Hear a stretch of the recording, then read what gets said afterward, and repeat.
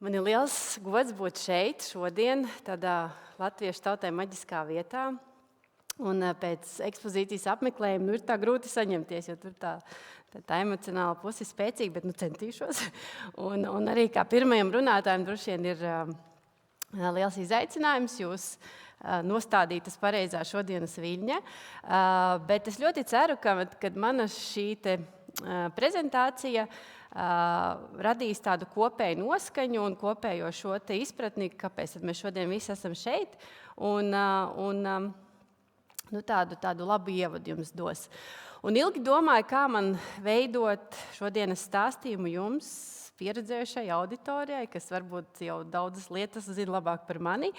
Un tad nolēmu, ka iešu savu ierasto ceļu, jo ikdienā es strādāju ar studentiem, mācu topošos ekonomistus, nākotnes lauksaimniekus, mežsaimniekus. Un tad šī prezentācija būs, iedomājieties, jūs esat studenti, un es jūs cenšos izglītot par klimata jautājumiem. Un šodien tad dažas lietas, kas, manuprāt, liekas svarīgas pateikt un zināt, un varbūt par tām neklusēt un runāt. Sāksim ar pirmo šo vārdu salikumu, kas ir klimata pārmaiņas.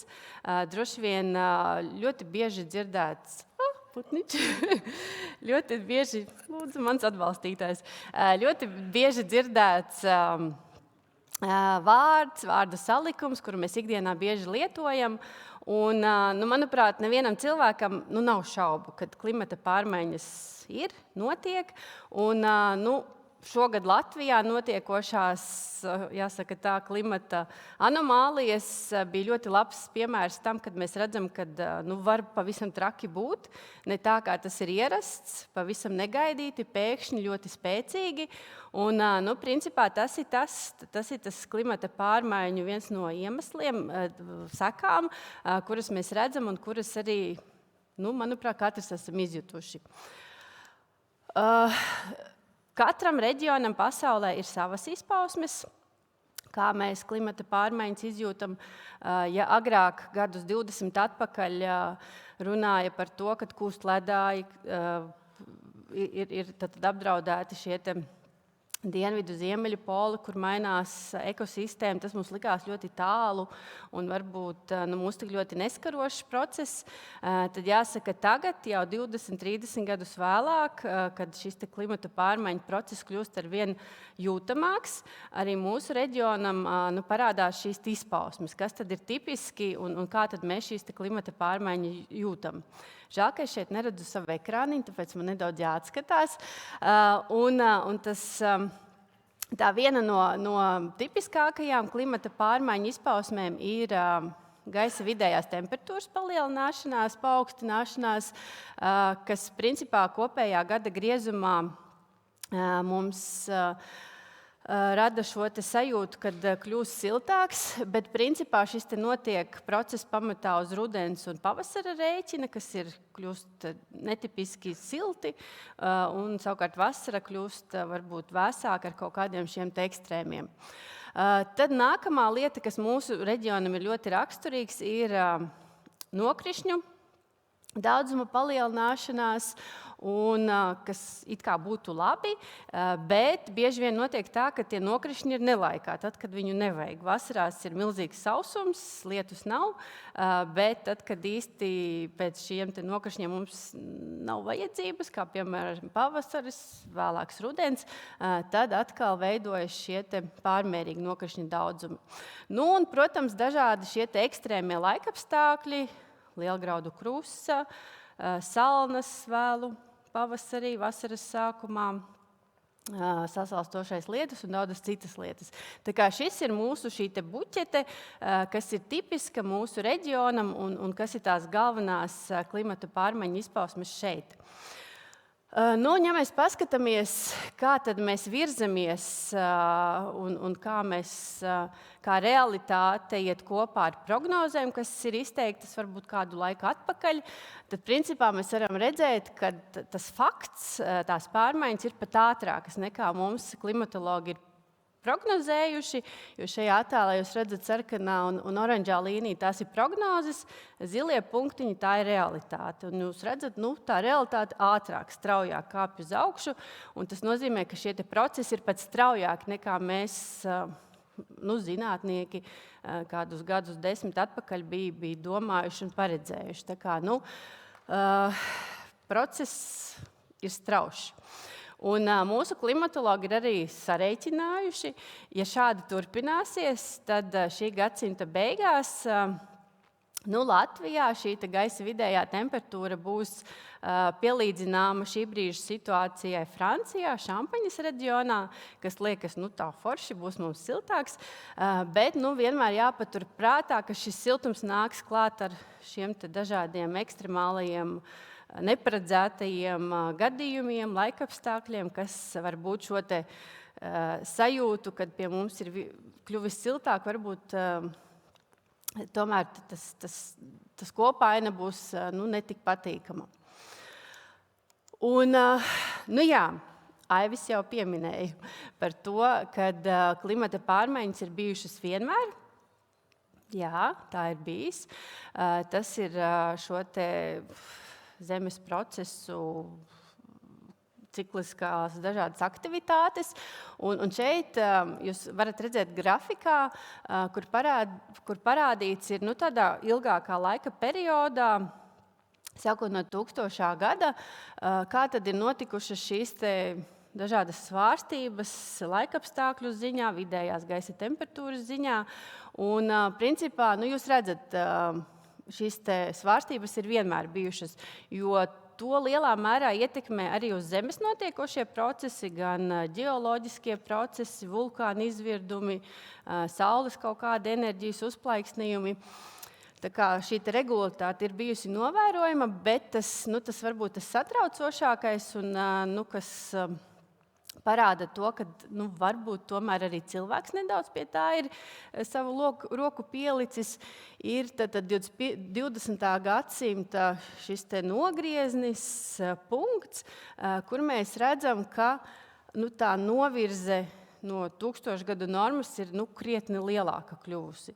Tā kā ir šis dabiskais fons, bet ir vēl krietni nācis klāt, un tur gan cilvēka darbība un tās sekas ir devušas šo ieguldījumu. Un nepārprotami viens no iemesliem, kas tad ir novedis pie šādas temperatūras vidējās celšanās, ir oglekļa dioksīda gāzu emisiju koncentrācijas pieaugums atmosfērā. Un arī šeit jūs redzat, grafikā redzams, ka oglekļa dioksīds arī ir daļa no dabiskiem procesiem, kas dabā notiek un šo dažādo dabas ciklu rezultātā rodas. Tā ir bijis gadsimtiem atpakaļ, bet atkal, ja mēs paskatāmies šo gadsimtu, pagājušo gadsimtu, ļoti strauji visi šie rādītāji kāpj, un atkal šeit tad parādās šis cilvēku darbības fona efekts.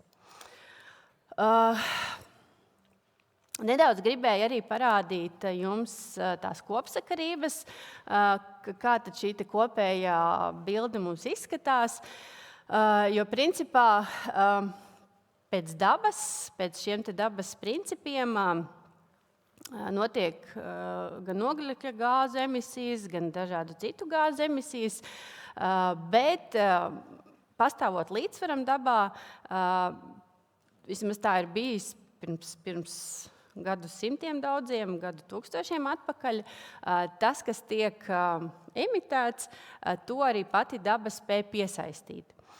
Un šajā brīdī mēs esam nokļuvuši tādā fāzē, kur tas, ko mēs radām, ko cilvēka aktivitāte rada, daba vairs īsti nespēja piesaistīt, jo ir par daudz, ir krietni par daudz šo gāzu, un šī daba, zaļā masa, okeāni, viņi vairs ar šo daudzumu netiek galā. Un arvien vairāk tas pārpalikums, kas rodās, ko nepiesaista daba šajos dabisko ciklu rezultātā, tas tad mums aiziet atmosfērā un rada šo sildīšanas efektu.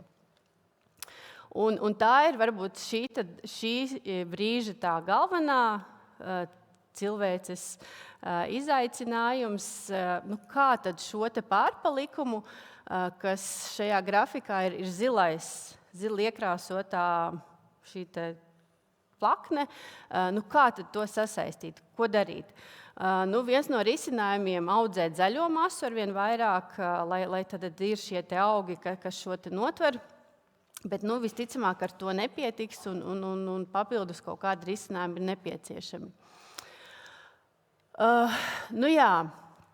Un principā tas galvenais šī brīža stāsts ir, kad šī pārlieku aktīvā cilvēka saimnieciskā darbība, kas ir aizsākusies 19. gadsimta nogalē, ļoti aktīvi notika 20. gadsimtā un šajā gadsimtā turpinās.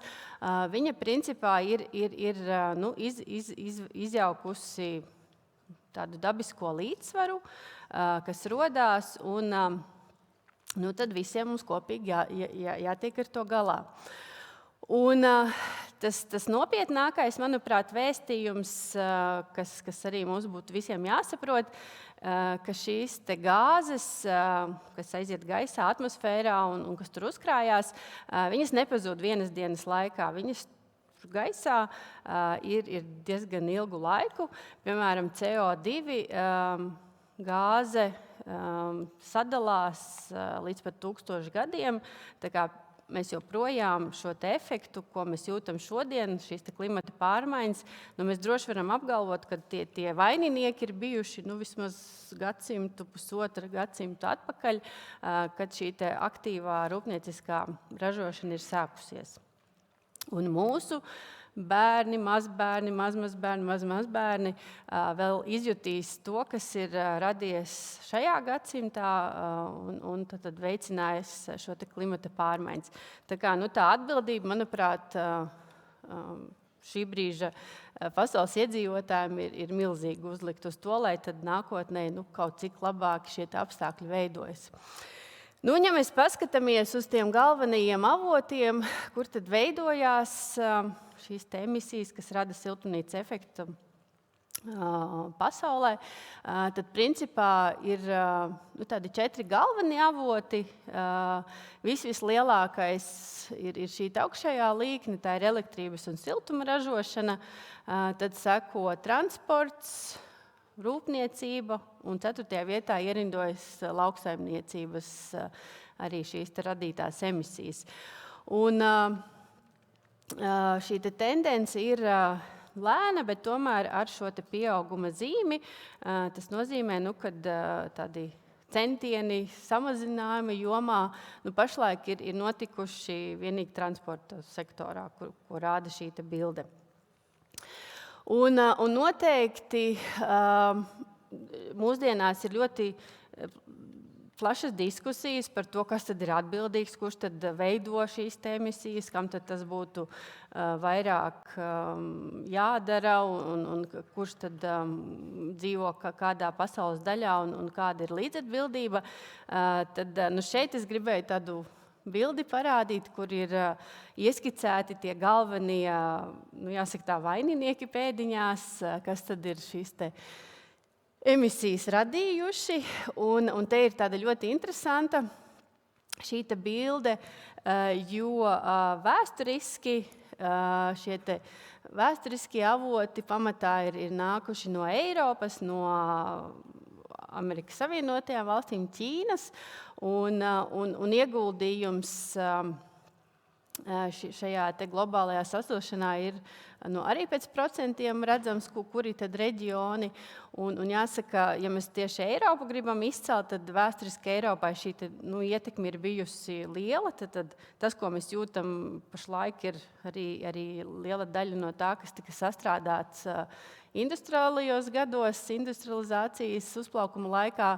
Un mūsdienās tad šī brīža tie galvenie radītāji emisijām ir Ķīna, kas principā apkalpo visu šo globālo tirgu. Un tad tur pašlaik ir tas mega lielais svars uz šīs valsts atbildību, bet arī visas pasaules atbildību, jo mēs esam ļoti atkarīgi no Ķīnā ražotajām precēm tad šajā emisiju radīšanā.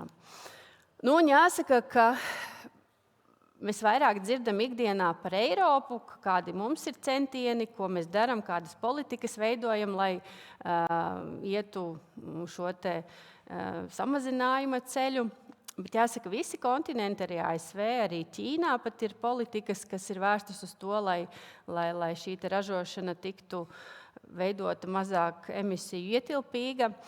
Un tad pagaidām savalkot šo progresu, kas ir noticis, ir redzami, ka atsevišķos sektoros ir panākti šo emisiju samazinājumi, un tad ledus ir sakustējies. Bet tas ir labi, bet ja mēs šīs iniciatīvas mēģinam savilkt kopā un paskatīties, kā tas ietekmēs, vai tas spēs apstādināt globālo sasilšanu, šeit jāsaka, ar to vēl ir par maz. Jo šeit ir tāda bilde, kas parāda tos centienus un kā tas mums, kādu efektu tas varētu dot. Un tad pirmais šis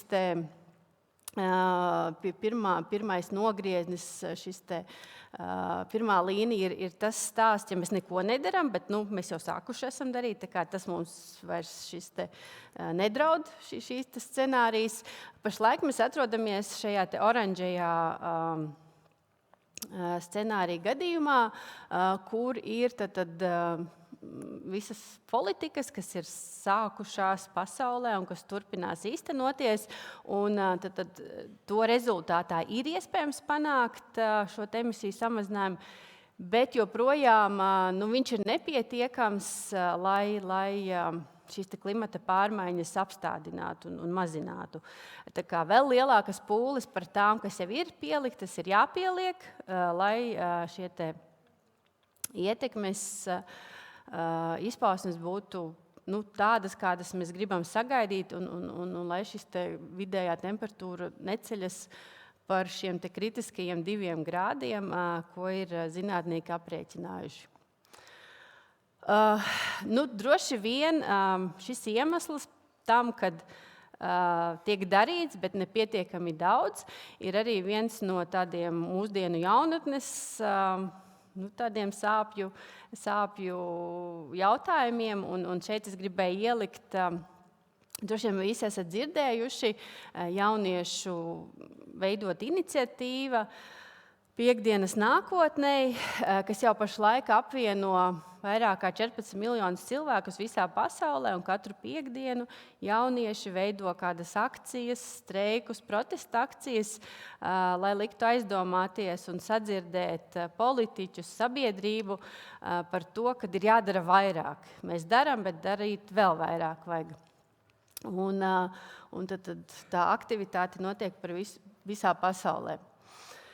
Tas ir šis fons, kas liek mums saprast, ka esam uz pareizā ceļa, bet tā virzība vēl var būt dziļāka, nopietnāka un lielākos apmēros. Un nenoliedzami šīs vajadzības pēc emisiju samazinājuma arī sasaistās ar to, ka ir jānotiek kaut kādām pārmaiņām, jo tas ceļš, kādu esam gājuši, ir parādījis, ka tas nav īsti tāds dzīvot spējīgs un daudzus gadsimtus turpināties tā visticamāk nevarēs. Līdz ar to pārmaiņas ir nepieciešamas. Un jāsaka tā, ka lauksaimniecība ir viens no tādiem arī sektoriem, kas bieži vien to visātrāk sajūt, kad veidojas kaut kādas prasības no politikas veidotāja puses kaut ko mainīt, kaut ko ieviest. Un šeit es esmu apkopojusi tādu virzību, kā Eiropā ir domāts un runāts par klimata pārmaiņām, kāda veida politikas ir notikušas un kāda veida iniciatīvas. Un no šīs bildes tā galvenā doma varbūt, kas var palikt prātā, ir tas, ka 21. gadsimta sākums ir tas brīdis, kad Eiropā ļoti daudz dažādas lietas tādā politiskā līmenī tiek pieņemtas, un šī prasība pēc pārmaiņām kļūst ar vien spēcīgāku. Un tajā skaitā arī tas attiecas uz lauksaimniecību. Un tādas pēdējās aktuālākās lietas, kas ievirzēja, ieskicē šo Eiropas vīziju par to, kādai jāizskatās nākotnes lauksaimniecībai, ir 2019. gadā pieņemtais zaļais kurs, kur Eiropa ļoti skaidri pasaka, ka ir jāmainās un arī to ceļu šajā kursā iezīmē. Un kopumā jāsaka, ka bieži vien šo zaļo kursu mēs dzirdam lauksaimniecības kontekstā, bet īstenībā viņa par visu ekonomiku mums runā, un šīs pārmaiņas ir nepieciešams ne tikai lauksaimniecībā, bet arī citos sektoros - transports, enerģētika, rūpniecība, ražošana. Jo principā tas galvenais uzstādījums, ko Eiropa vēlas panākt ar šo zaļo kursu, ir līdz 2050. gadam kļūt klimatneitrāliem. Un ko nozīmē klimatneitrāliem? Tas nozīmē tik daudz emisijas, cik mēs esam radījuši, tik daudz mēs arī spējam noķert, piesaistīt. Un piesaistīt mēs varam ar ko? Ar zaļo masu, ar kaut kādiem šiem dabiskajiem procesiem, aktivizēt viņus, lai tā piesaiste veidojās.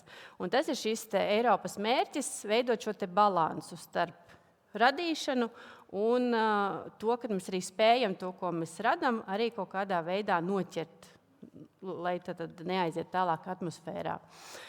Un attiecībā uz lauksaimniecības pārmaiņām tad tā svarīgākā lieta slēpjas stratēģijā, kas ir nosaukta No lauka līdz galdam, kas principā paredz kardināli mainīt līdzinējo praksi, kādā veidā tika audzēti lauksaimniecības produkti, pēc tam veikta to pārstrāde.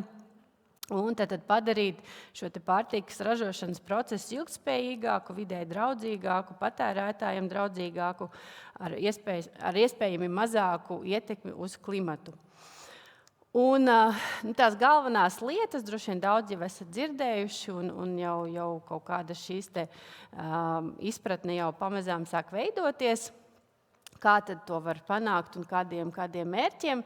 Tad viens no šiem mērķiem, kas ir uzstādīti šajā No lauka līdz galdam stratēģijā, ir pesticīdu lietojuma samazināšana, barības vielu zaudējumu samazināšana, noplūžu samazināšana, antimikrobiālo līdzekļu lietošanas samazināšana un bioloģiskās lauksaimniecības palielināšana. Tā kā 4 tādi, jāsaka, vaļi, kas ir nodefinēti un uz kuriem tad balstoties šo virzību uz klimata neutralitāti iespējams panākt.